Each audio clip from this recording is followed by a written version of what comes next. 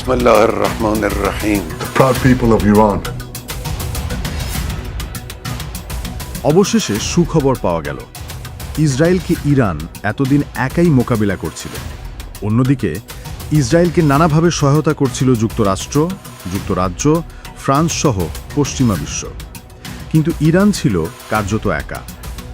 এমনকি আরব মুসলিম দেশগুলোও নিশ্চুপ থেকেই ইসরায়েল যুক্তরাষ্ট্রকে উৎসাহ দিয়ে যাচ্ছে। সমালোচনা হচ্ছিল চীন রাশিয়ার নীরব থাকা নিয়েও। অবশেষে নীরবতা ভেঙেছে চীন ও রাশিয়া। দেশ দুটি ইরানের সবচেয়ে প্রভাবশালী মিত্র। আকাশপথে ইরানকে সহায়তা করছে অন্যতম শক্তিধর দেশ দুটি। ফলে যে ইসরায়েল এতদিন অন্যদের ঘর জ্বালিয়ে বেরিয়েছে, এবার যেন নিজের আগুনেই পুড়তে শুরু করেছে। ইসরায়েলের চ্যানেল 14 নামের একটি টেলিভিশন চ্যানেল দাবি করেছে, চীন ও রাশিয়া এখন ইরানকে ক্ষেপণাস্ত্রসহ যুদ্ধ সরঞ্জাম পাঠাতে সাহায্য করছে। ইরান এইসব অস্ত্র নিচ্ছে বিমান চালানের মাধ্যমে। এই চালানগুলো ইসরায়েলের ঘুম কেড়ে নিয়েছে।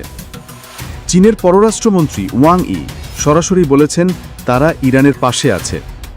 তিনি জানান, ইরানের পারমাণবিক ইস্যুতে এখনও কূটনৈতিক পথ শেষ হয়ে যায়নি, কিন্তু বাস্তবতা বলছে কূটনীতির আড়ালে চলছে জোরদার প্রস্তুতি, যুদ্ধের বা প্রতিরোধের।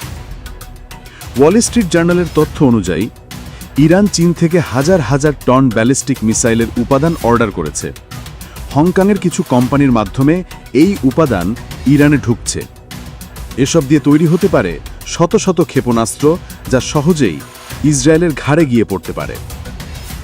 এই তথ্য জানাজানির পর থেকেই যুক্তরাষ্ট্র একের পর এক নিষেধাজ্ঞা আরোপ করেছে। হংকং ভিত্তিক বেশ কয়েকটি কোম্পানির উপর নিষেধাজ্ঞা দিয়েও তারা চীনের যোগান থামাতে পারছে না। এদিকে ইসরায়েল ইরানের সামরিক ও পারমাণবিক স্থাপনায় বিমান হামলা চালানোর পর পাল্টা জবাব দিয়েছে তেহরান। ইরানের মিসাইল হামলায় এখন পর্যন্ত অন্তত 13 জন নিহত এবং 370 জনের বেশি আহত বলে জানায় আন্তর্জাতিক সংবাদ মাধ্যম।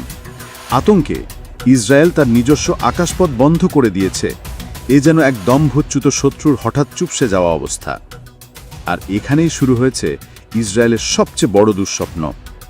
কারণ এবার প্রতিপক্ষ শুধু ইরান নয়, এর পেছনে দাঁড়িয়ে আছে রাশিয়ার সামরিক দানব আর চীনের অর্থনৈতিক ও প্রযুক্তিগত শক্তি।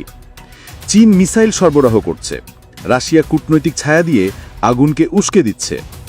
চারদিক থেকে ঘেরা এক নতুন বাস্তবতার মুখোমুখি এখন ইসরায়েল।